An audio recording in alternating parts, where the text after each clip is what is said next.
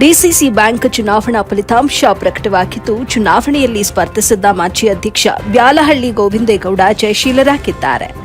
ಮಾಧ್ಯಮಕ್ಕೆ ಈ ಸಂದರ್ಭದಲ್ಲಿ ಪ್ರತಿಕ್ರಿಯೆ ನೀಡಿದ ಗೋವಿಂದೇಗೌಡ, ಮಾಜಿ ಸ್ಪೀಕರ್ ರಮೇಶ್ ಕುಮಾರ್ ವಿರುದ್ಧ ತಮ್ಮ ಆಕ್ರೋಶವನ್ನು ಹೊರಹಾಕಿದ್ರು. ನನ್ನ ಜೀವಕ್ಕೆ ಅಪಾಯವಾದ್ರೆ ಅದಕ್ಕೆ ರಮೇಶ್ ಕುಮಾರ್ ಕಾರಣ. ಅವರು ಏನ್ ಬೇಕಾದರೂ ಮಾಡಲು ಸಿದ್ಧರಾಗಿದ್ದಾರೆ. ನನ್ನ ಮನೆಯಲ್ಲಿ ಲೋಕಾಯುಕ್ತ ದಾಳಿಯಾಗಿದ್ದಂತಹ ಸಂದರ್ಭದಲ್ಲಿ ಲೋಕಾಯುಕ್ತ ಇನ್ಸ್ಪೆಕ್ಟರ್ಗೆ ರಮೇಶ್ ಕುಮಾರ್ ಹಲವು ಬಾರಿ ಕರೆ ಮಾಡಿದ್ದಾರೆ. ಪದೇ ಪದೇ ಕರೆ ಮಾಡಿ ಸರಿಯಾಗಿ ಹುಡುಕಿ ಏನ್ ಸಿಕ್ಕಿದೆ ಅಂತ ವಿಚಾರಿಸಿದ್ದಾರೆ. ನನಗೆ ಜೀವ ಬೆದರಿಕೆ ಇದೆ ಅಂತ ಪೊಲೀಸರು ರಕ್ಷಣೆ ನೀಡಿದ್ದಾರೆ. ನನ್ನ ಮೇಲೆ ಲೋಕಾಯುಕ್ತ ದಾಳಿಗೆ ರಮೇಶ್ ಕುಮಾರೇ ಕಾರಣ. ರಾಜಕೀಯ ಷಡ್ಯಂತ್ರ ಮಾಡಿ ನನ್ನ ಸೋಲಿಗೆ ಸಾಕಷ್ಟು ಪ್ರಯತ್ನ ಮಾಡಿದ್ರು. ಆದರೆ ಈಗ ನಾನು ಗೆದ್ದಿದ್ದೇನೆ. ಪ್ರಾಮಾಣಿಕವಾಗಿ ನಾನು ಕಳೆದ ಚುನಾವಣೆಯಲ್ಲಿ ರಮೇಶ್ ಕುಮಾರ್ ಪರ ಕೆಲಸ ಮಾಡಿದ್ದೆ. ಈ ಕುರಿತು ಸಾಯಿಬಾಬಾ ಬಳಿ ಪ್ರಮಾಣ ಕೂಡ ಮಾಡ್ತೇನೆ.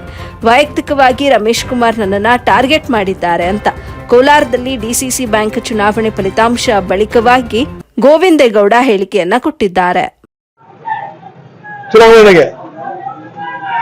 ನನ್ನ ಯಾವ ಚುನಾವಣೆಗೆ ಎಷ್ಟು ಬಳಸ್ಬಿಟ್ಟಿದ್ದಾರೆ ನಮ್ಗೆ ಗೊತ್ತಿದೆ. ಇವತ್ತು ಅವರು ಸಾಯಿಬಾಬಾ ಭಕ್ತರು, ನಾನು ಭಕ್ತನೆ. ಬಂದು ದೇವಸ್ಥಾನದಲ್ಲಿ ಪ್ರಮಾಣ ಮಾಡ್ಲಿ, ಗೋವಿಂದಗೌಡ ನಮ್ ಯಾವುದೇ ಚುನಾವಣೆ ನಿನ್ ಕಡೆದ ಖರ್ಚಾಗ್ಸಿಲ್ಲ ಅಂತ ಹೇಳಿ. ಅವತ್ತು ನನ್ನ ಪ್ರಶ್ನೆ ಅಲ್ವಾ, ಇವತ್ತು ನನ್ನ ಪ್ರಶ್ನೆ. ಅವತ್ತು ನಾನು ಸತ್ಯ ಹರಿಶ್ಚಂದ್ರ ಇವ್ರ ಜೊತೆ ಇದ್ದಾಗ ಇವ್ರು ಸೋತೋದಕ್ಕೆ ನಾನು ಹೊಣೆನಾ?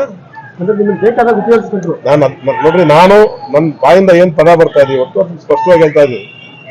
ಅರ್ಥ ಆಯ್ತಾ? ಎಷ್ಟು ದಿವಸನೂ ಬಡಗಿಟ್ಕೊಂಡಿರಕ್ಕಾಗೋದಿಲ್ಲ ಸರ್. ಇವಾಗ ಯಾಕೆ ತಮ್ಮನ್ನು ವಿರೋಧ ಮಾಡ್ತಾರೆ? ನೋಡ್ರಿ, ನಾನು ವಿರೋಧ ಮಾಡೋರ ಬಗ್ಗೆ ಮಾತಾಡಕ್ ಹೋಗೋದಿಲ್ಲ. ಅಲ್ಲ ಸರ್, ಈಗ ಇಷ್ಟೆಲ್ಲ ತಮ್ಮಿಂದ ಸಹಾಯ ಪಡೆದ್ಮೇಲೆ ಕೇಳೋಣ. ನಾನು ಸ್ಪಷ್ಟವಾಗಿ ಹೇಳ್ತಾ ಇದ್ದೀನಿ, ಲೋಕಾಯುಕ್ತನ ಗೌರವಾನ್ವಿತ ರಮೇಶ್ ಕುಮಾರ್ ಅತ್ಯಂತ ಹಿರಿಯ ರಾಜಕಾರಣಿ, ಮೇಧಾವಿ ರಾಜಕಾರಣಿ. ಲೋಕಾಯುಕ್ತ ದುರುಪಯೋಗ ಮಾಡ್ಕೊಂಡಿದ್ದಾರೆ. ಯಾಕಂದ್ರೆ ನಿನ್ನೆ ಅವ್ರ ಫೋನ್ ರೆಕಾರ್ಡು, ಯಾರು ಇನ್ಸ್ಪೆಕ್ಟರ್ ಬಂದಿದ್ರು ನಮ್ಮ ಮನೆಗೆ 10 ಸರಿ ಫೋನ್ ಮಾಡ್ತಾರೆ, 12 ಸರಿ ಚೆಕ್ ಮಾಡಿದ್ರೆ ಗೊತ್ತಾಗ್ತದೆ. ಲೋಕಾಯುಕ್ತಕ್ಕೆ ಒಬ್ಬ ರಾಜಕಾರಣಿ ಫೋನ್ ಮಾಡೋಂಥದ್ದು ಇದೆಯಾ ಸರ್? ನಂಜೇಗೌಡರು ಹೇಳ್ತಾರೆ. ನಾನು ಹೇಳ್ತಾ ಇರೋದು ಮನೇಲಿ ನಡೆದಿರೋ ಘಟನೆ. ತಮ್ಮ ವಿರುದ್ಧನೇ ಹೇಳಿದ್ರು ಅವರು. ಒಂದ್ ನಿಮಿಷ ಕೇಳ್ರಿ. ನಾನು ನಂಜೇಗೌಡರ ಬಗ್ಗೆನೂ ಮಾತಾಡ್ತಾ ಇಲ್ಲ, ಕೊತ್ತೂರು ಮಂಜುನಾಥ್ ಬಗ್ಗೆನೂ ಮಾತಾಡ್ತಾ ಇಲ್ಲ, ಸುಧಾಕರ್ ಬಗ್ಗೆನೂ ಮಾತಾಡ್ತಾ ಇಲ್ಲ. ನನಗೆ ಅವಶ್ಯಕತೆ ಇಲ್ಲ ಅವ್ರ ಬಗ್ಗೆ ಎಲ್ಲ ಮಾತಾಡೋದಕ್ಕೆ, ನನಗೆ ಅವಶ್ಯಕತೆ ಇಲ್ಲ. ಈಗ ಸುಧಾಕರ್ ಅವ್ರಿಗೇನು ನಾನು ರಾಜಕೀಯವಾಗಿ ಏನು ಸಪೋರ್ಟ್ ಮಾಡಿಲ್ಲ, ನಾನೇನು ಅವ್ರ ಗೋಟ್ರಲ್ಲ. ನಂಜೇಗೌಡರಿಗೇನಲ್ಲ, ನಾನು ರಮೇಶ್ ಕುಮಾರ್ ಗೋಟ್ರು.